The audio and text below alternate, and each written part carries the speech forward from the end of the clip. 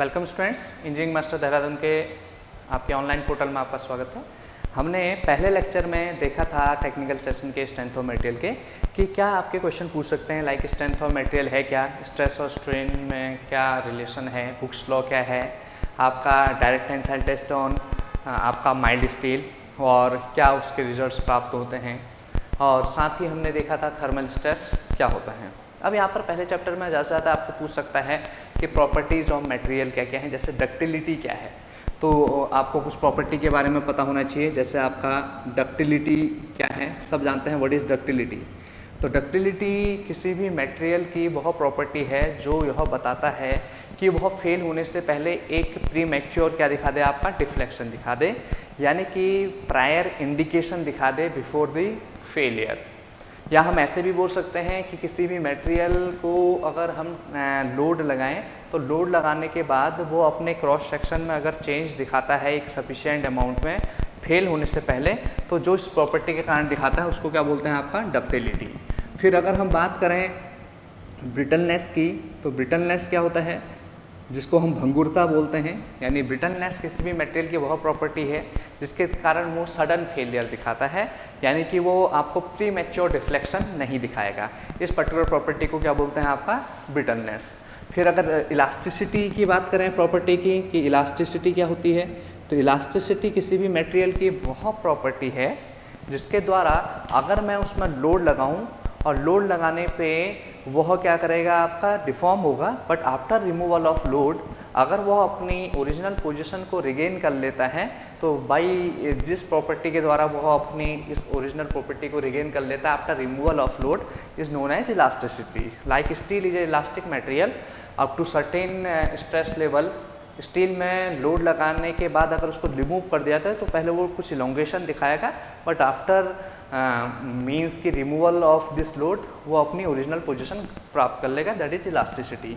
That is ये क्या दिखाएगा, बेसिकली आपका टेम्पररी डिफॉर्मेशन। क्या दिखाएगा, आपका टेम्पररी डिफॉर्मेशन। फिर अगर हम बात करें नेक्स्ट पॉइंट की, प्लास्टिसिटी, तो अगर आपसे पूछे प्लास्टिसिटी क्या है, तो प्लास्टिसिटी क्या है, that is if a material show permanent deformation, यानी कि अगर हमने इस पर्टिकुलर मटेरियल में लोड लगाया तो लोड लगाने पे इसमें परमानेंट डिफॉर्मेशन आ गया, लोड रिमूव करने के बाद भी वह एलोंगेशन या वो डिफॉर्मेशन कम नहीं होगा, तो इस पर्टिकुलर प्रॉपर्टी को हम क्या बोलते हैं, उसकी प्लास्टिसिटी। फिर आता है आपका मेलेबिलिटी। तो मेलेबिलिटी क्या होती है, मेलेबिलिटी किसी भी प्रॉपर्टी, किसी भी मटेरियल की वह प्रॉपर्टी है जिसके द्वारा उसमें अगर हम लोड लगाएं या उसको हैमर्ड करें, तो हैमर्ड करने के बाद यानी कि उसमें कुछ को पीटें, तो पीटने के बाद उसका 3 डायमेंशनल क्या हो जाएगा, चेंज, यानी वो थिन शीट्स में कन्वर्ट हो जाएगा। ठीक है, दैट इज मेलेबिलिटी, आघात वर्धनीयता जिसको बोलते हैं। फिर उसके बाद आपका आ सकता है नेक्स्ट टफनेस। तो टफनेस क्या होती है, टफनेस किसी भी मटेरियल की वह प्रॉपर्टी है जो रेजिस्टेंस टू इम्पैक्ट को आपका दिखाता है कि इम्पैक्ट के अगेंस्ट वो कितना रेजिस्टेंस दिखाएगा। साथ ही यह मटेरियल की वह प्रॉपर्टी है जो यह बताता है कि वह कितना स्ट्रेन एनर्जी अपने अंदर एब्जॉर्ब कर लेगा before failure, that is known as toughness. तो ये कुछ प्रॉपर्टी हैं, इनके बारे में एक आपको ब्रीफ मीन्स की इंट्रोडक्शन इनका पता होना चाहिए। तो आज का जो लेक्चर 2 है वो हमारा इम्पोर्टेंट है काफ़ी, जो आपको पूछ लेगा क्या, shear force diagram and bending moment diagram. तो shear force diagram and bending moment diagram. तो सबसे पहले इसमें क्वेश्चन आता है, क्वेश्चन अगर आपसे पूछता है व्हाट इज़ बीम, पहला क्वेश्चन व्हाट इज़ बीम, तो क्या परिभाषा देंगे, कॉमन क्वेश्चन है व्हाट इज़ बीम। तो आप क्या बोलेंगे, सॉल्यूशन इसका रहेगा that is beam is a transverse load carrying flexural member which transfer its self weight, जिसको हम क्या भी बोलते हैं, dead load, and dead load of slab and other live load and other live load to the column और beam, column में या किस में ट्रांसफर करें आपके बीम में, तो इस पर्टिकुलर चीज को बीम एज ए किसकी तरह, as a concentrated load, as a concentrated load.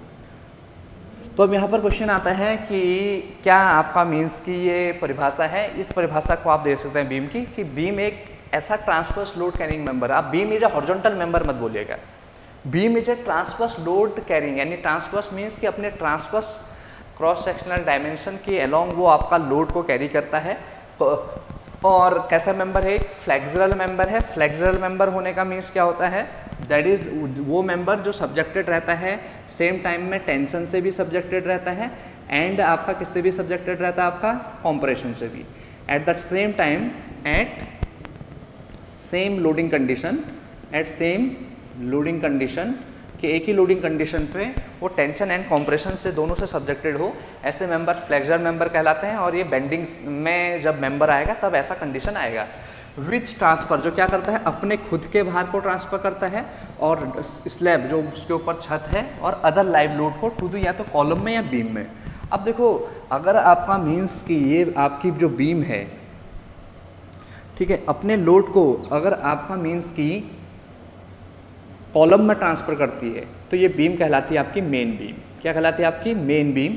अगर ये अपने लोड को एज ए कंसनट्रेटेड लोड की तरह, क्योंकि कंसनट्रेटेड लोड क्या होता है, जब बहुत सारा लोड है, इसका सेल्फ वेट हो गया, एक तो डेड लोड हो गया इसका बीम का, और एक आपका डेड लोड ऑफ आपका किसका हो गया, डेड लोड ऑफ स्लैब हो गया, और अदर लाइव लोड, और अदर क्या हो गया आपके कुछ भी लाइव लोड है, उन लोड को, बहुत सारे लोड को जब ये एक पर्टिकुलर छोटे से एरिया में अगर ट्रांसफ़र किया जाता है तो ऐसे लोड को क्या बोला जाता है आपका कंसंट्रेटेड लोड। तो कंसंट्रेटेड लोड की परिभाषा क्या है, जब बहुत ज़्यादा लोड किसी एक छोटे से एरिया में आपका ट्रांसफ़र किया जाता है तो तब उस पर्टिकुलर लोड को क्या बोला जाता है, कंसंट्रेटेड लोड। यानी स्मॉल एरिया में लार्ज अमाउंट ऑफ लोड को ट्रांसफ़र कर देना क्या कहलाता है, कंसंट्रेटेड। तो अगर ये कॉलम में ट्रांसफ़र करता है अपने लोड को कॉलम में, तो तब आपका ये बीम कहलाती है मेन बीम। पर कभी कभी क्या होता है कि आपका जो ये पर्टिकुलर बीम है, मान लो सपोज ये आपकी मेन बीम है, इसके अलोंग एक आपकी इस तरह से एक क्या गई होगी, मान लो सपोज एक सेकेंडरी बीम गई है, एक क्या गई है इस तरह से आपकी सेकेंड। तो कभी कभी ये जो आपका बीम है, अगर बीम अपना लोड जो है, अगर जो बीम है अपना लोड अगर दूसरे बीम में ट्रांसफ़र करती है, अगर कोई एक बीम अपना लोड किस में ट्रांसफर, यानी सपोर्टेड बाय मेन बीम, इससे सपोर्टेड होगी मेन बीम के द्वारा इस तरह से, तो ये जो आपकी बीम होगी जो किस पे सपोर्टेड है आपका ये, अब ये मान लो आपका कॉलम पे सपोर्टेड है, ये कॉलम पे सपोर्टेड होगी लास्ट में इस तरह से, तो ये बीम को कहलाते हैं आपके सेकेंडरी बीम। तो सेकेंडरी बीम क्या होती है, वह बीम जो किस पे सपोर्ट होती है, मेन बीम पर सपोर्ट होती है, मेन बीम पे। तो मेन बीम हमेशा किस पे सपोर्टेड होगी, कॉलम पे सपोर्टेड होगी, जबकि सेकेंडरी बीम किस पर सपोर्टेड होगी, आपकी मेन बीम पे। ठीक है ना। तो आपका बीम आपके लोड ट्रांसफ़र के हिसाब से दो टाइप के हो सकते हैं, एक मेन बीम हो सकती है और एक सेकेंडरी बीम। अगर बीम अपना ट्रांसफ़र लोड कॉलम पे करे तो मेन बीम, और अगर बीम अगर आपका बीम में ही ट्रांसफ़र करे अपने लोड को तो ये कहलाती है आपकी सेकेंडरी बीम कहलाती है। मेन बीम का हैविली रीइंफोर्स होगी, यानी कि मेन बीम में जो रीइंफोर्समेंट होगा वो बहुत ज़्यादा होगा, इसका क्रॉस सेक्शन ज़्यादा होगा, इस तरह से आप मेन बीम को पहचान सकते हैं। और सेकेंडरी बीम में जो रीइंफोर्समेंट होगा थोड़ा मेन बीम से क्या होगा, कम होगा सेकेंडरी बीम में, और उसका क्रॉस सेक्शन भी छोटा होगा। अब बात करते हैं नेक्स्ट क्वेश्चन की क्या क्या टाइप्स ऑफ बीम हैं, what are the different types of beam. तो टाइप्स ऑफ बीम अगर आपसे पूछता है what are the different types of beam, तो नेक्स्ट क्वेश्चन पूछ सकता है what are the types of beam. तो सबको पता है what are the different types of beam. तो सॉल्यूशन आपका रहेगा, एक रहता है आपका सिंपली सपोर्टेड बीम, क्या रहने वाला है, सिंपली सपोर्टेड बीम। एक रहेगा आपका कैंटिलीवर बीम, एक रहेगा आपका ओवरहैंग बीम, फिर रहेगा आपका fix beam, continuous beam,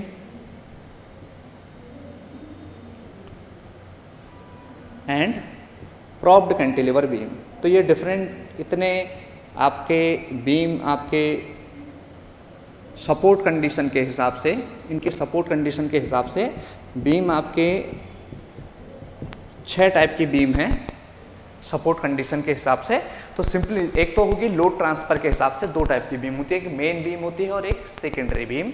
main beam अपना लोड कॉलम में ट्रांसफर करती है, जबकि सेकेंडरी बीम अपना लोड कहाँ ट्रांसफर करती है, आपका मेन बीम में। अब क्वेश्चन आता है सपोर्ट कंडीशन के हिसाब से बीम कितने पार्ट में है, 6 पार्ट में, जिसमें सिंपली सपोर्टेड बीम क्या होती है, वह बीम जिसके की एंड में, यानी कि जो एंड में हो वो क्या हो आपके ऐसी बीम जिसके एंड में क्या हो आपके सिंपल सपोर्ट हो।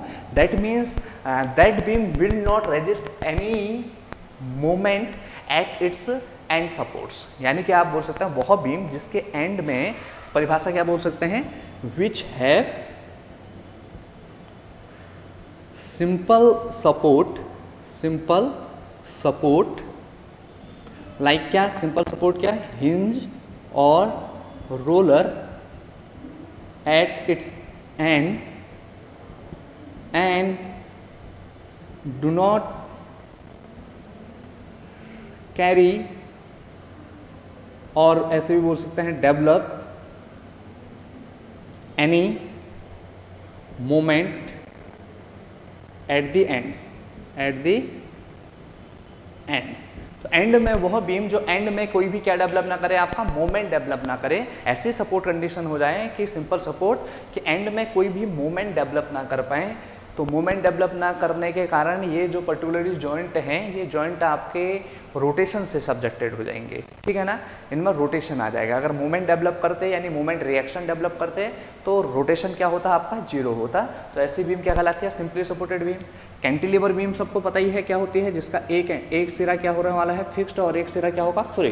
तो that beam in which one end of the beam is fixed, that is it will resist moment and at the other and it is free, ठीक है। यानी कि फ्री एंड होने का means it will not support any moment, और साथ ही ये deflection को भी रेस्ट्रिक्ट नहीं कर पाएगा।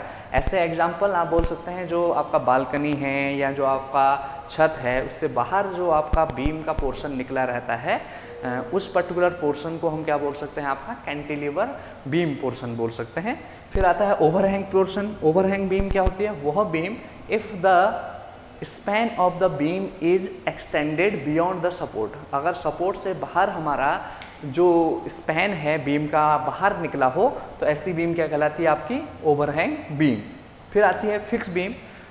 ऐसी beam which have the end support as fixed, जो एंड पे सपोर्ट होंगे वो क्या होंगे, फिक्स्ड होंगे।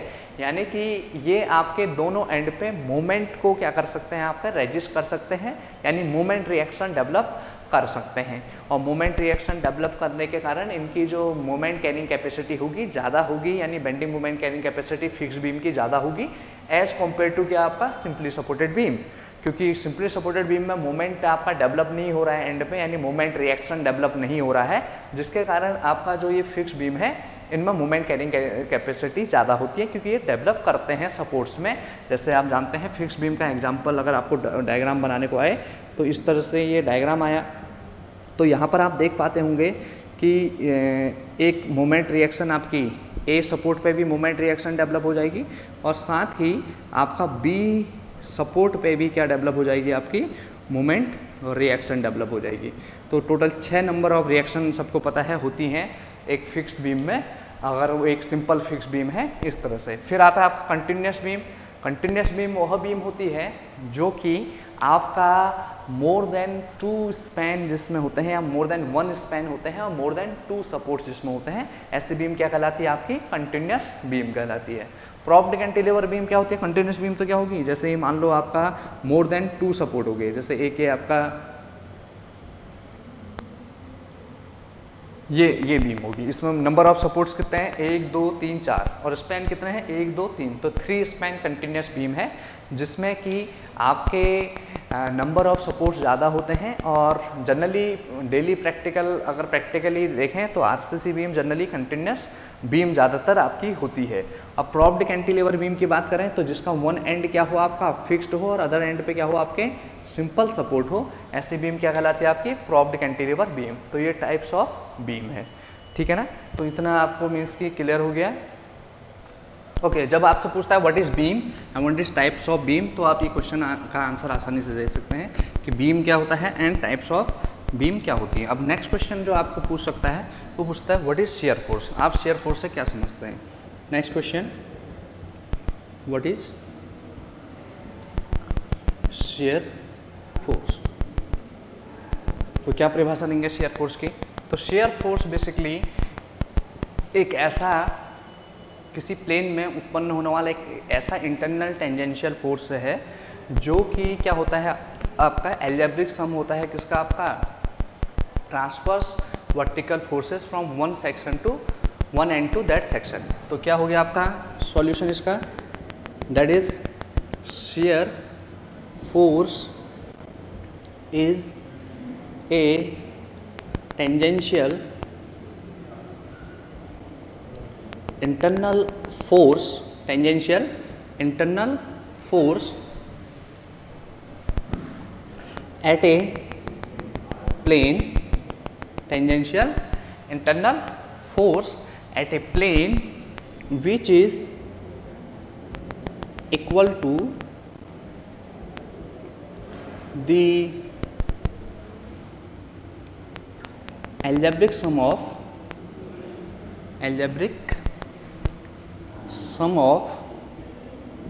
transverse forces from one end to that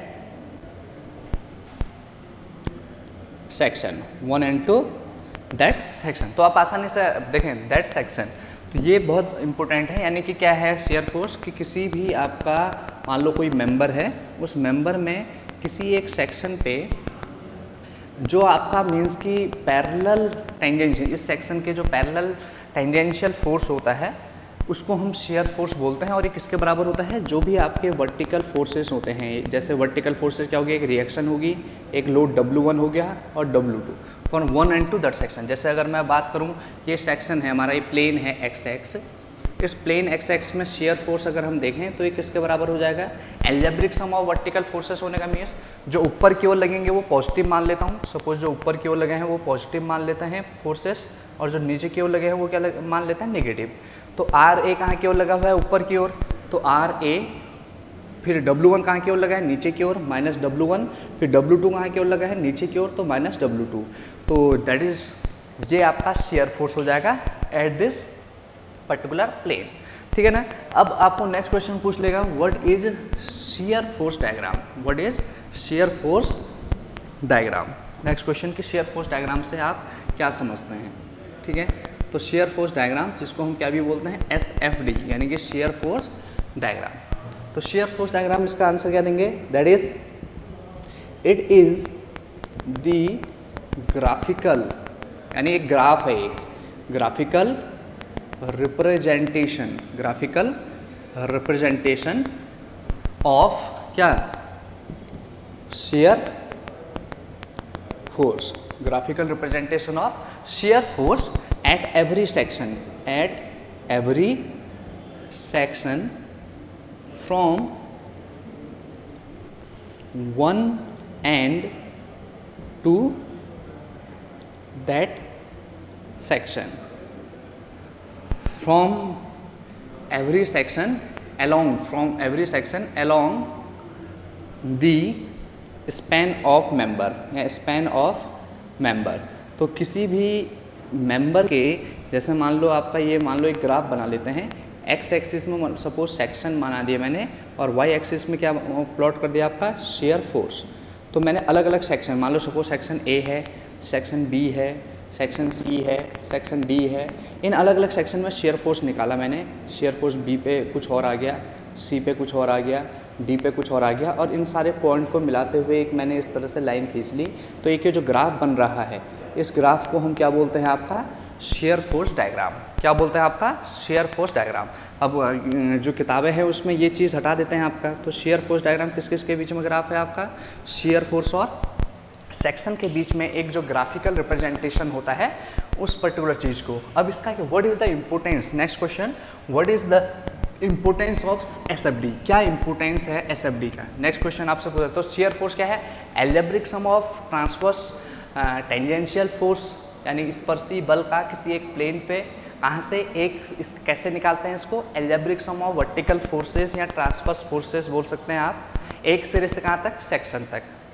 अब शेयर फोर्स डायग्राम क्या है, अगर हम हर सेक्शन पर शेयर फोर्स निकाल लें तो उसका एक ग्राफिकल रिप्रेजेंटेशन जो होता है उसे क्या बोला जाता है आपका share force diagram.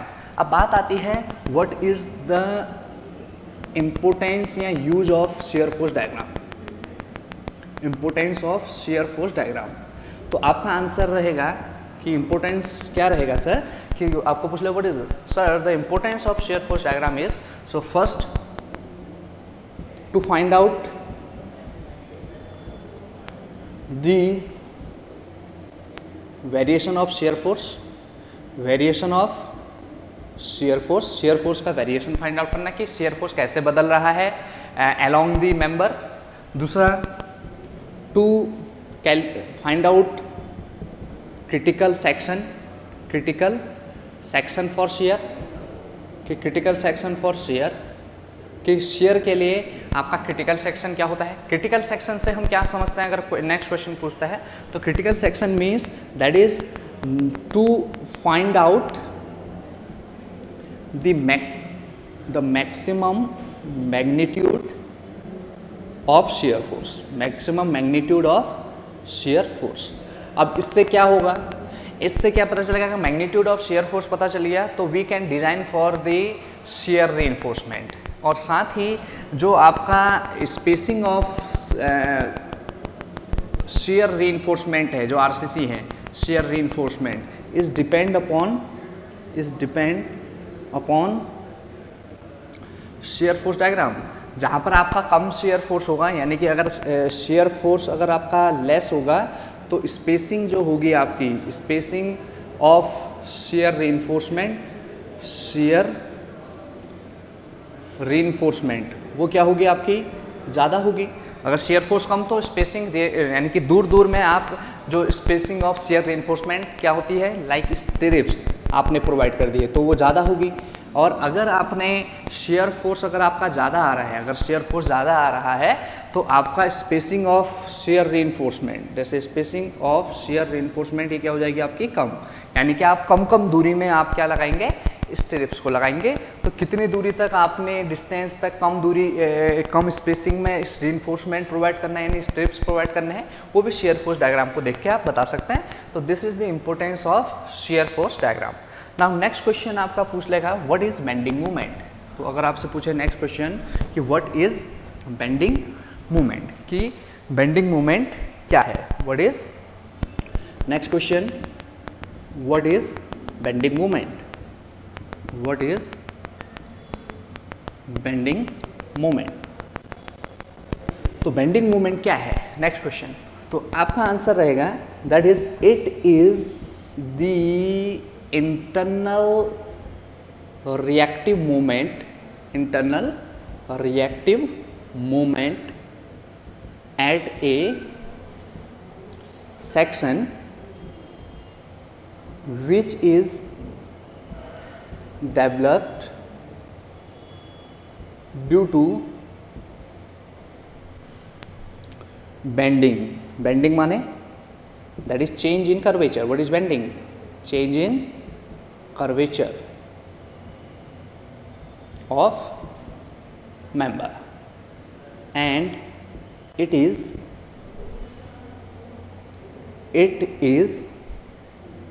the algebraic sum of moments from one end to that section, from one end to that section.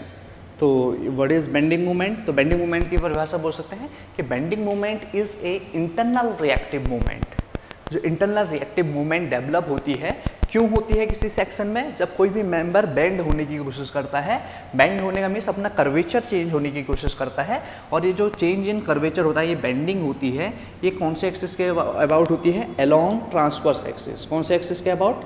Along transverse axis. Along transverse axis होने का मीन्स कोई भी एक मेंबर है, सपोज ये हमने एक कोई मेंबर बनाया, कोई भी एक मेंबर है, इस मेंबर की आपको पता है ये क्या होती हैं, जो ट्रांसवर्स सेक्शन से पास होने वाले एक्सिस ट्रांसवर्स एक्सिस, और जो आपकी लंबाई के डायरेक्शन में जाती है उसको longitudinal axis.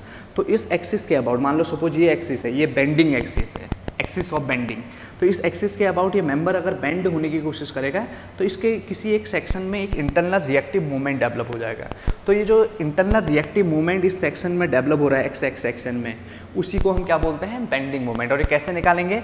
From one and, एक एंड से लेके इस सेक्शन तक जितने भी आपके इसमें मूवमेंट, जो फोर्स लग रहे होंगे, जो इसको बेंड करने की कोशिश कर रहे होंगे, उनके मूवमेंट के एल्जेब्रिक सम के बराबर। जैसे algebraic sum means clockwise anti clockwise, सबको पता ही है, क्लॉकवाइज को पॉजिटिव, एंटी क्लॉकवाइज को नेगेटिव।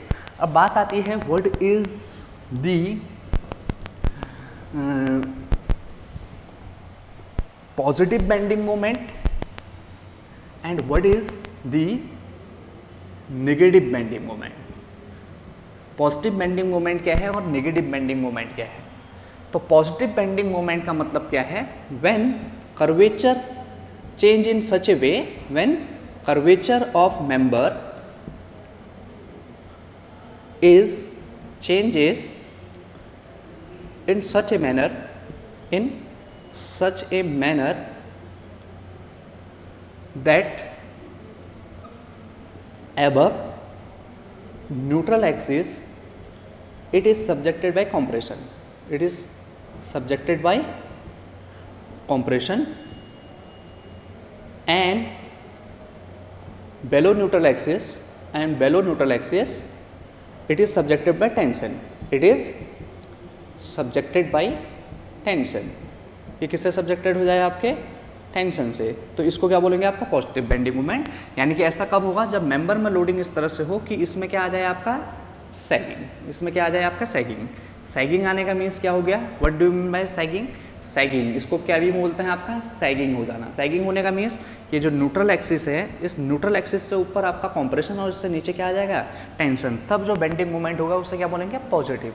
अब इसी का उल्टा सेम क्या हो जाएगा? Negative bending moment. तो अब क्या होगा नेगेटिव बेंडिंग मोमेंट में? जो कर्वेचर इस तरह से चेंज होगा, किसी भी मेंबर का जो कर्वेचर है वो इस तरह से चेंज हुआ कि आपका न्यूट्रल एक्सिस से ऊपर, ये जो न्यूट्रल एक्सिस है, व्हाट इज न्यूट्रल एक्सिस? वो एक्सिस जहाँ पर कि जो रिजल्टेंट स्ट्रेसेस हैं वो जीरो हो जाते हैं, या total compression equal to total tension हो जाता है। तो resultant compressive and resultant tension आपके जीरो होता है, उसको न्यूट्रल एक्सिस। तो इससे ऊपर अब टेंशन आ जाए और इससे नीचे क्या आ जाए? आपका कंप्रेशन। तो इसको क्या बोलते हैं? आपका नेगेटिव बेंडिंग मोमेंट। और इसको किससे दिखाया जाता है? आपका हॉगिंग से। फिर नेक्स्ट इससे क्या पता चलता है कि पॉजिटिव बेंडिंग मोमेंट और नेगेटिव बेंडिंग मोमेंट से, तो अब हमें पता है कि जो जैसे मान लो हमने आरसीसी स्ट्रक्चर डिजाइन करना है, तो RCC structure is made of concrete and steel. So concrete is weak in tension. So mainly जो टेंशन रीइंफोर्समेंट है या जो मेन रीइंफोर्समेंट है, अगर आपका पॉजिटिव बेंडिंग मोमेंट होगा तो it will be provided below the neutral axis. It will be provided, यानी कि जो टेंशन रीइंफोर्समेंट है, मेन टेंशन रीइंफोर्समेंट है, main tension reinforcement is provided below the neutral axis if the section is subjected by positive bending moment. But if the member is subjected by negative bending moment, then the आपका जो main tension reinforcement है that will be provided above the। Generally ऐसा कहाँ पर देखने को मिलेगा? Generally simply supported beam में सैगिंग मूवमेंट आता है, यानी पॉजिटिव बेंडिंग मूवमेंट आता है, और कैंटिलीवर बीम में क्या आता है? आपका हॉगिंग बेंडिंग मूवमेंट आता है। अगर हम बात करें कंटिन्यूस बीम की, तो कंटिन्यूस बीम में जो स्पैन है, यानी कि जो सेंटर वाला पोर्शन है, वहाँ पर जनरली सैगिंग मूवमेंट आता है, और जो सपोर्ट्स हैं उन सपोर्ट्स में क्या आता है? आपका नेगेटिव बेंडिंग मूवमेंट। तो जो आपका रीइंफोर्समेंट है, यानी कि मेन टेंसाइल रीइंफोर्समेंट है इन कंटिन्यूस बीम, वो आपका सेंटर की ओर, यानी कि स्पैन में कहाँ पर प्रोवाइड होगा, below the neutral axis. But in case of at the supports, वो सपोर्ट्स में जो टेंशन इन्फोर्समेंट होगा वो सपोर्ट में कहाँ प्रोवाइड होगा, अबव द न्यूट्रल एक्सिस। ठीक है, तो ये positive and negative bending moment है। फिर पूछ लेगा what is bending moment diagram. Next question, what is bending moment diagram.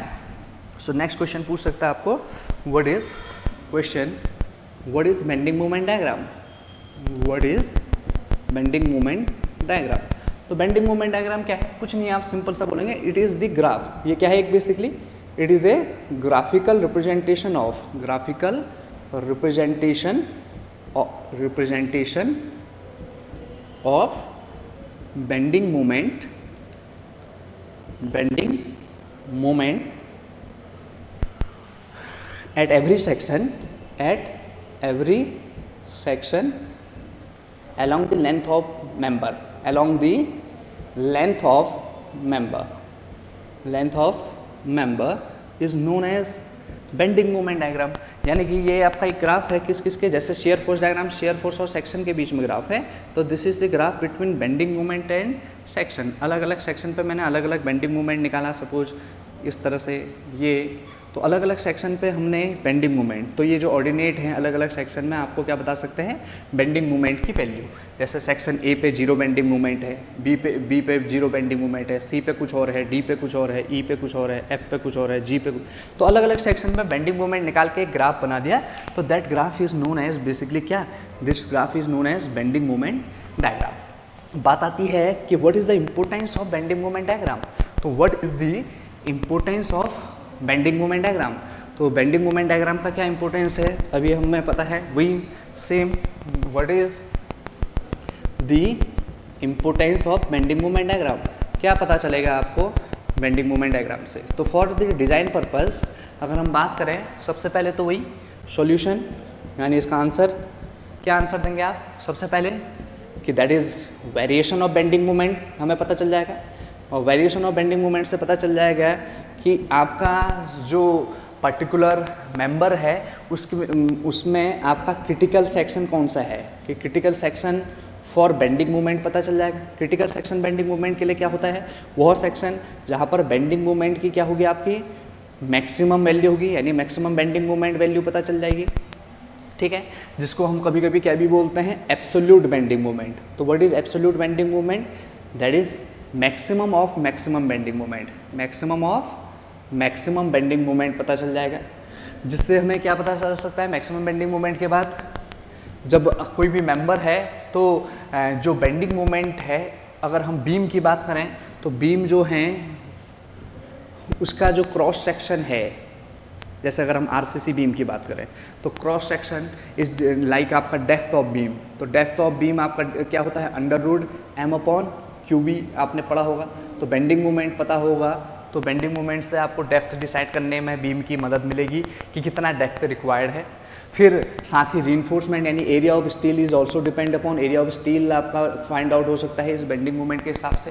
फिर आपको जो रीइंफोर्समेंट है वो न्यूट्रल एक्सिस से नीचे प्रोवाइड करना है, ऊपर प्रोवाइड करना है, या कितना प्रोवाइड करना है, किस सेक्शन तक आपको रीइंफोर्समेंट की ज़रूरत होगी। ये नंबर ऑफ फैक्टर आपको पता चल सकते हैं, या कहाँ पर रीइंफोर्समेंट की ज़रूरत नहीं है, तो कर्टेलमेंट अगर आपने करना है नहीं करना है, तो वो सारे जो गाइडलाइन IS 456 ने दिए हैं बेंडिंग मोमेंट को ध्यान में रखते हुए, उन सारे क्राइटेरिया को आप फॉलो कर सकते हैं depending upon the bending moment diagram. अब बात आती है कि बेंडिंग मोमेंट डायग्राम बनता कैसे, कि अगर हम बोले आपसे पूछ ले कि एक बेंडिंग मोमेंट डायग्राम बना के दिखाओ एक सिंपली सपोर्टेड बीम का, तो मैं आपको सिंपल सा एक एग्जांपल बताता हूँ। बोलेगा draw bending moment diagram for simply supported beam carrying concentrated load at center, concentrated load at center। तो सेंटर पे आपका एक कंसंट्रेटेड लोड है और उसके कारण आप क्या बना लो, बेंडिंग मोमेंट डायग्राम। तो बना सकते हैं, हर कोई जिसको नहीं बनाना आता है वो बना सकता है आसानी से। जैसे एक आपका आपने बनाया सिंपली सपोर्टेड बीम, इस सिंपली सपोर्टेड बीम में सबको पता है पहले डायग्राम आसानी से बनाना, इसको क्या बोलते हैं आपका स्पैन। हालांकि जो स्पैन होता है आगे जाके इफेक्टिव स्पैन कहलाएगा, पर अभी स्ट्रेंथ ऑफ मटेरियल के हिसाब से हम सिर्फ स्पैन बोल देते हैं। What is span? Span is the centre to centre distance between the supports is known as span. इसी स्पान को आरसीसी में हम इफेक्टिव स्पान के नाम से जानते हैं, पर अभी जब तक हम सिर्फ एनालिसिस कर रहे हैं तब स्पान वर्ड यूज़ करेंगे, पर डिज़ाइन में इसी को इफेक्टिव स्पान बोला जाता है। अब यहाँ पर एक कंसंट्रेटेड लोड लग रहा है, that is concentrated load W kilo Newton का, जो कि आपका L/2 और L/2 डिस्टेंस में यानी सेंट्रल लोड है। तो सबसे पहला काम होता है रिएक्शन निकालना। तो रिएक्शन निकालने के लिए देखें ये सिमेट्रिकल लोडिंग है, तो what is symmetry? What is symmetry? Next question. तो symmetry means whenever the loading on support condition and cross section of the member is same या mirror image about the center axis of the member, then the member is known as symmetric structure. What is symmetric structure? What is symmetric structure? इसी में एक question अगर मैं बना दूँ, what do you mean by question? What do you mean by symmetric structure? What do you mean by symmetric structure? तो symmetric structure का मतलब क्या है अगर आपसे क्वेश्चन पूछे एंड या सिमेट्री से आप क्या समझते हैं, तो आपका सॉल्यूशन रहेगा when ever structure have mirror image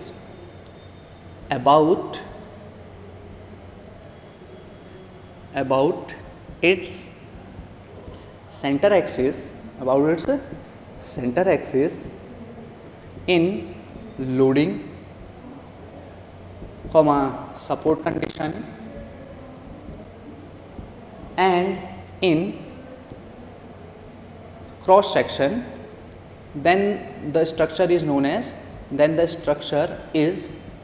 as symmetric structure। कि जो उसके द्वारा सपोर्ट हैं या आपके लोडिंग हैं इन सब में के अबाउट सेंटर यानी कि उसके मिड पॉइंट के अबाउट दोनों मिरर इमेज होने का मीन्स, अगर मैं जैसे मिरर है, जैसे मैं यहाँ पर से देख रहा हूँ, मेरा हाथ जितने दूर मिरर से रहेगा उतने ही दूर मिरर में भी रहेगा। तो मिरर इमेज मीन्स एक दूसरे के ऊपर ओवरलैप हो जाए, वो अगर मैं उसको पलटूँ तो इस चीज़ को बोलते हैं सिमेट्री। ठीक है ना? तो अब ये जैसे सिमेट्री है, जैसे आप देख पा रहे हैं दोनों ओर स्पैन बराबर है, लोड भी बिल्कुल बराबर है। सपोर्ट कंडीशन हालांकि एक हिंज है, एक रोलर है, पर आपको पता है कि दोनों कंडीशन में जो रिएक्शन होगी, ये अगर RA डेवलप कर रहा है तो ये भी RB डेवलप करेगा। अगर ये आपका HA डेवलप कर रहा है तो पर HA, ये जैसे सपोर्ट A है, ये सपोर्ट B है, ये सेंटर C है, तो HA क्या हो जाता है? 0। HA 0 क्यों हो जाता है?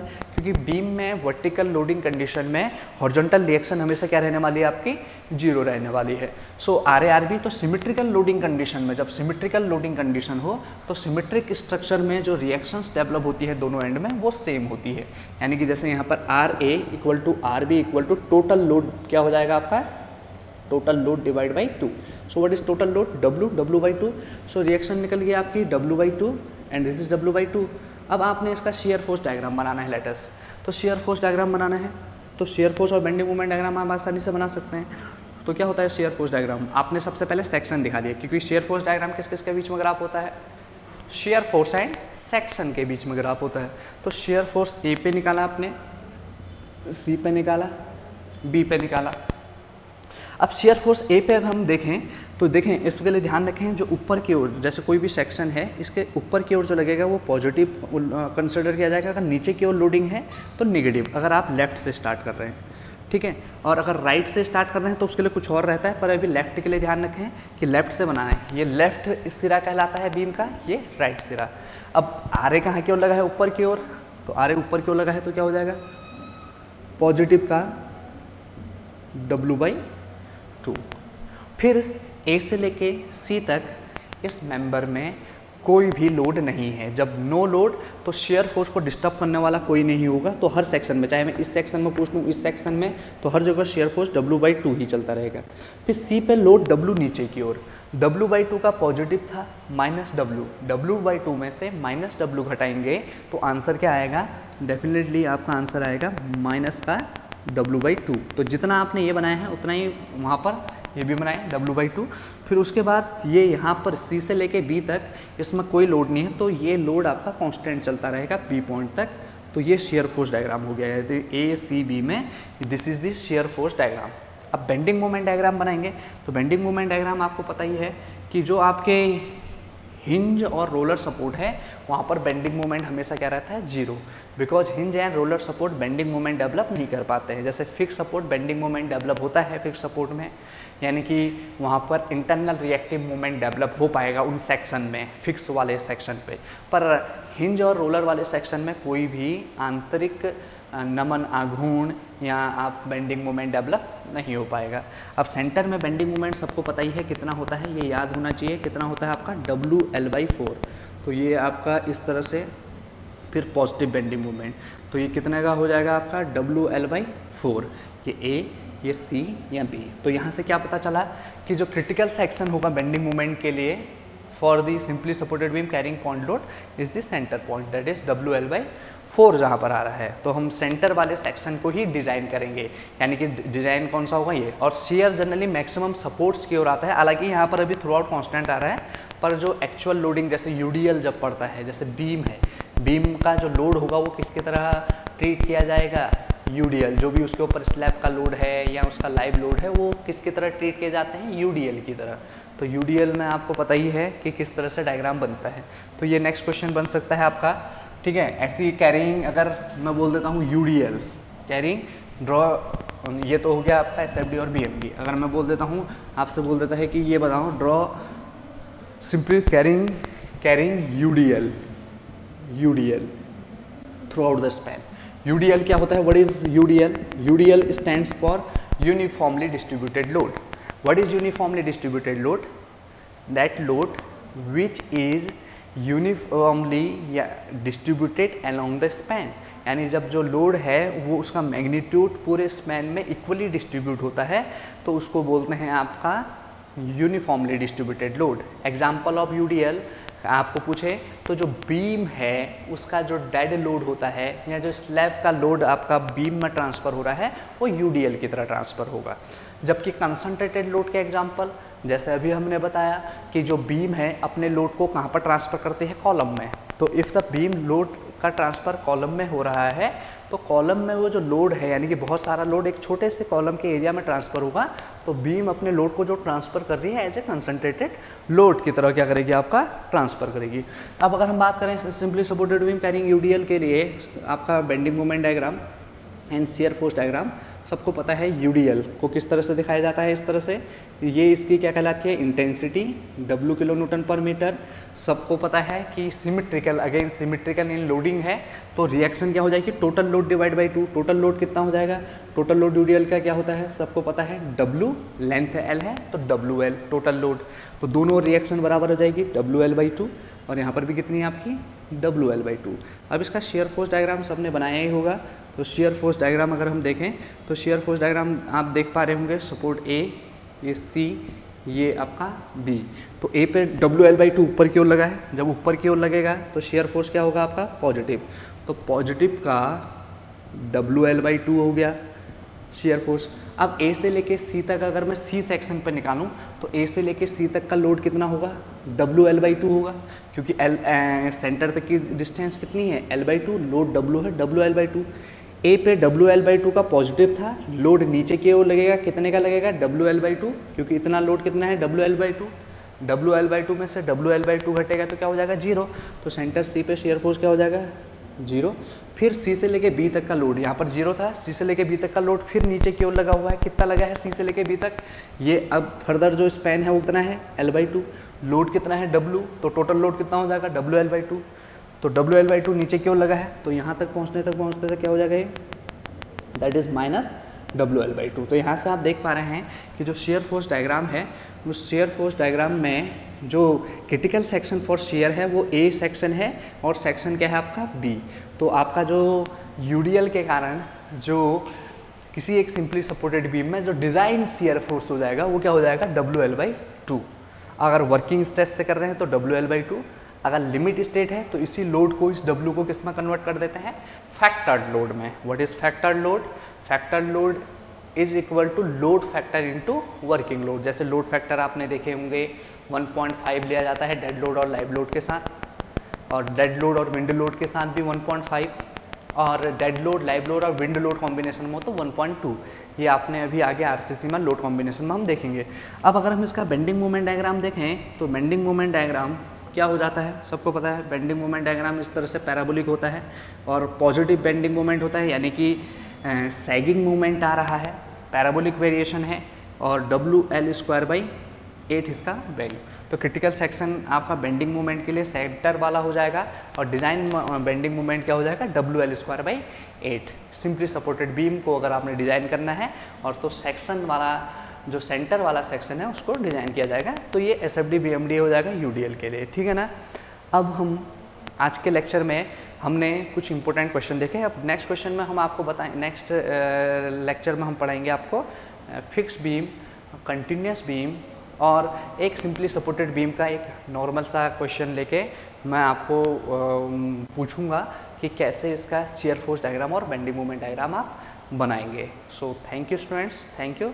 पढ़ते रहें, कोई भी क्वेरी आपकी होती है तो you can call any time, और आप लाइव क्लासेस के लिए भी बोल सकते हैं कि हमें इस प्रॉब्लम है या कोई क्वेश्चन आपके हैं तो आप पूछ सकते हैं। सो थैंक यू स्टूडेंट्स, पढ़ते रहें। और आप सब लोगों ने अच्छे से पढ़ा हुआ है, एक बार क्विक रिवीजन और नंबर ऑफ क्वेश्चंस किस तरह से पूछ सकते हैं उनके हिसाब से आपको देखना है। Okay, thank you students.